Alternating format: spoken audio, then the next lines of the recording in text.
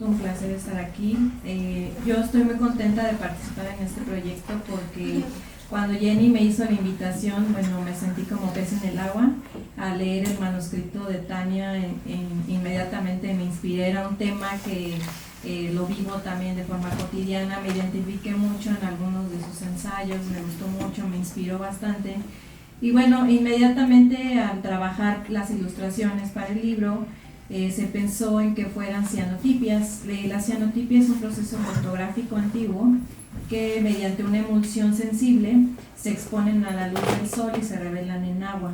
Entonces, digamos que este proceso, que es una emulsión fotosensible, si tú le pones encima cualquier material, se va a registrar con mucha pulcritud, con mucho detalle.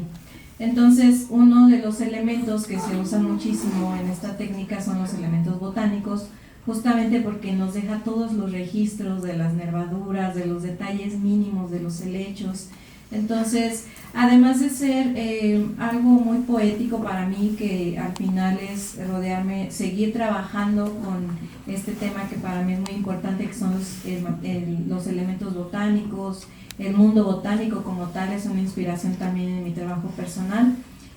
Al leer el manuscrito de Tania, bueno, también pensé yo en la forma de transformar esto hacia también mostrar mi propio jardín, ¿no? Y a partir de eso utilicé como las plantas que tengo a mi alrededor, que algunas son pequeños helechos que incluso crecen de forma silvestre, algunos sí son otras plantas en maceta, pero algo que me hizo darme cuenta como de esta observación botánica fueron las lecturas de Tania, como lo comentaba ayer, lo comentábamos ayer en la presentación, justamente de esta observación que ella tiene, que podemos ir viendo en toda la lectura, de alguna forma al transformarlo en estas características visuales de las ilustraciones, era también ver como de qué mundo estaba yo rodeada botánicamente y empezar a transmitirlo en las ilustraciones.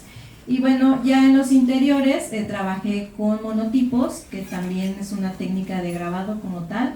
En este caso la matriz, que es el material botánico, y bueno, nos deja unos registros con mucho detalle también, parecen, de repente yo me lo imagino muy fotográfico, entonces también de alguna forma utilicé también algunos helechos, algunos materiales que crecen incluso en el jardín, en los tabiques que están llenos de musgo.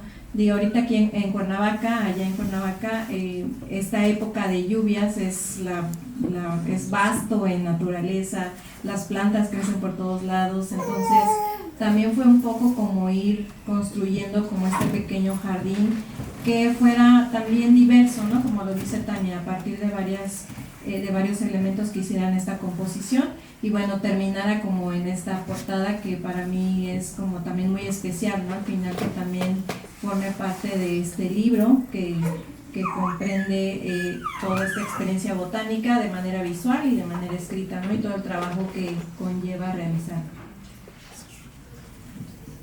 Posibles en estas condiciones complicadas que siempre son el trabajo autogestivo. Y la escucha también, quizás la otra sería la compartición, ¿no? Porque en una habitación para nosotras tenemos como una ramita.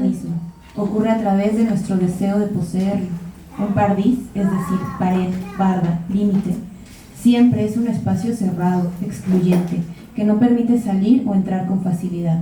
La mayoría de las veces, el paraíso se convierte en tal por una mirada extranjera que determina construyendo un muro a su alrededor para contenerlo. 2000 años antes de Cristo, el príncipe Herco viajó a Egipto, a Etiopía, durante varios meses. Al volver, afirmó que había conocido el paraíso y no pensaba conformarse con su recuerdo. Quería llevarse una parte consigo, una planta con una flor que jamás había visto antes, cuyo aroma lo enloquecía, la rosa. Herco gobernó el Alto Egipto y hoy es considerado por muchos historiadores el primer viajero que dejó constancia de sus expediciones. Recorrió varios lugares de África recolectando maravillas exóticas para mostrarlas al faraón. Artesanías, joyas, textiles, animales. Incluso existe una carta en donde se da a entender que en una ocasión trajo consigo a un cazador danzante de Ruanda, de muy baja estatura, que terminó viviendo en la corte porque hizo amistad con el faraón. Jerkov había encontrado la manera de llevar consigo todo lo que le asombraba de sus múltiples viajes, menos las plantas, que no lograban resistir a los traslados. Cuando conoció la rosa se obsesionó. El lirio del Nilo era la flor oficial de Egipto, pero la rosa es una flor en la que se puede observar el ojo de Horus, y el faraón debía conocerla. Los jardines de Egipto tenían que llenarse de rosas. En Etiopía, Jerkov también había aprendido que los rosales no se siembran, sino que se esquejan. Una técnica de reproducción que ya era conocida en Egipto, pero que requería que la planta llegara viva y resistiera el calor del desierto durante el viaje. No se sabe con certeza si a él mismo se le ocurrió o fue idea de una de las decenas de personas que viajaban con él a su servicio, pero en lugar de arrancar el rosal del suelo e intentar que permaneciera vivo en un jarrón con agua, los varios meses que duraba la travesía, alguien llenó ese jarrón con tierra y trasplantó el rosal, logrando llegar hasta los jardines del faraón. Egipto fue tomado por las rosas.